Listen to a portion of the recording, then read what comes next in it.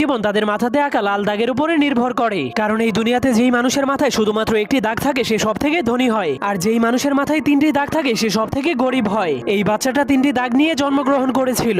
এরপর সে ধীরে ধীরে বড় হওয়ার পর সে দেখতে পায় তাকে শুধু গরিব মানুষের সাথেই থাকতে হয়, আর যাদের মাথায় দুইটি দাগ আছে তাদের গোলামি করতে হয়। এমনকি তাকে দুই দাগওয়ালা মানুষের জন্য সারাদিনই কাজ করতে হয়, যার ফলে দুই দাগওয়ালা মানুষের বাচ্চারা তাকে মারলেও সে কিছুই বলতে পারতো না। এজন্য সে একদিন লুকিয়ে লুকিয়ে তার কপালের একটা দাগকে মুছে ফেলে। এরপর কাউকে কিছু না বলেই লুকিয়ে লুকিয়ে দুই দাগওয়ালা মানুষের রুমের মধ্যে চলে যায়। কিন্তু সে ভিতরে যাওয়ার পর দেখতে পায় সব দুই দাগওয়ালা মানুষের এক দাগওয়ালা মানুষের একদমই চাকরের মতো সেবা করছে, যা দেখার পর সে অনেক অবাক হয়ে যায়। এরপর সে বুদ্ধি খাটিয়ে তার আরেকটা দাগকেও মুছে ফেলে। কিন্তু যখন দুই দাগওয়ালা মানুষেরা দেখতে পায় তার কপালে এক দাগ, তখন তারাও তার সেবা করতে শুরু করে দেয়। তখন সে জীবনের প্রথমবার এত সম্মান পেয়ে অনেক খুশি হয়ে যায়। কিন্তু তখনই হঠাৎ করে উপর থেকে একটা মেশিন চলে আসে। এরপর সকল এক দাগওয়ালা মানুষদেরকে টেনে টেনে উপরে নিয়ে যায়। এরপর সেই মেশিন তাদের মাংসগুলোকে কেটে কেটে তিন দাগওয়ালা মানুষদেরকে খাওয়ার জন্য দিয়ে দেয়। এই জন্যই আমাদের